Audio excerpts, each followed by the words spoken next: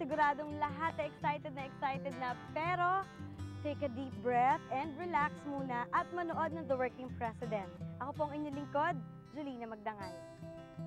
Sa ating unang feature, tunghayan natin sa focus ang Christmas food program ni Pangulong Gloria Macapagal Arroyo na kanyang sinimulan sa Sarangani at Davao del Sur. Narito na ang first leg ng pamaskong handog ng Pangulo para sa mga Filipino. Let's watch this.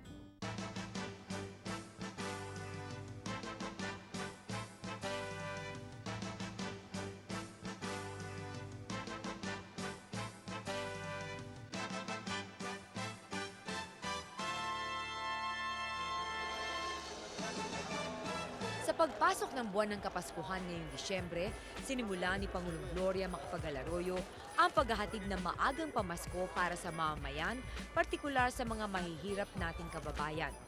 Nitong ika-4 ng Disyembre, nagtungo ang Pangulo sa Barangay Balangonan, lalawigan ng Davao del Sur upang inspeksyonin ang dalawang road projects. Ang Davao del Sur Sarangani Coastal Road sa Kitayo, Balangonan Road Section at ang Davao del Sur Sarangani Coastal Road sa Malalag, Malita Jose, Abad Santos, Glan Boundary. Masaya po kami dahil mukhang inuuna talaga niya ang dulog-dulo ng Mindanao. Lalo sa Jose Abad Santos na marami siguro sa TV viewers never heard of where Jose Abad Santos is. Ito po yung pinakadulong barangay ng mainland Mindanao na siyang titinahan namin na magkukonect pong probinsya ng Sarangani and Davao del Sur. Sa pamamagitan ng dalawang road projects, mapapadali at mapapabilis ang transportasyon ng mga produktong agrikultura sa pagitan ng Davao del Sur, Sarangani at General Santos City. Dahil dito, masisigla ang kalakalan sa mga nasabing lugar na siya mag-aangat sa kabuhayan ng mga residente. Mula Davao del Sur, dumiretso si Pangulo Arroyo sa bayan ng Alabel, lalawigan ng Sarangani, kung saan may 4,000 katao ang dumagsa sa Provincial Capital Gym.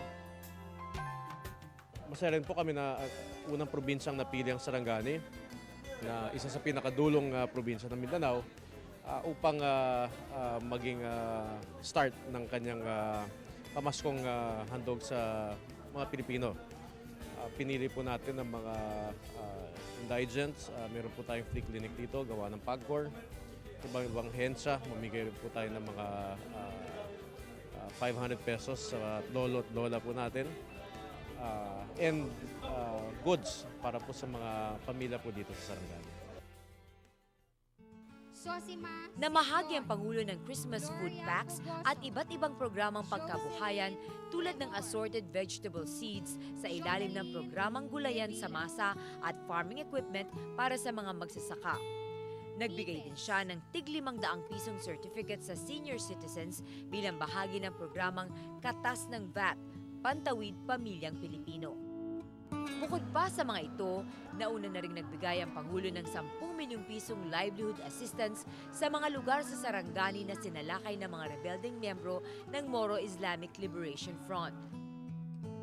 Hindi po natin maiwasan ang may iba't ibang grupo na talagang sarado ang pananaw na mukhang nais manggulo. Itong tinatawag natin mga lawless MILF groups.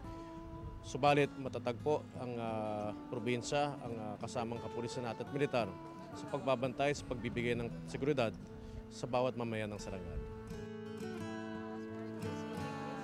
Matapos ang awarding ceremony, sinadya ni Pangulong Arroyo ang medical at dental mission na inorganisa ng Philippine Amusement and Gaming Corporation o PAGCOR sa Kapitolyo ng Sarangani.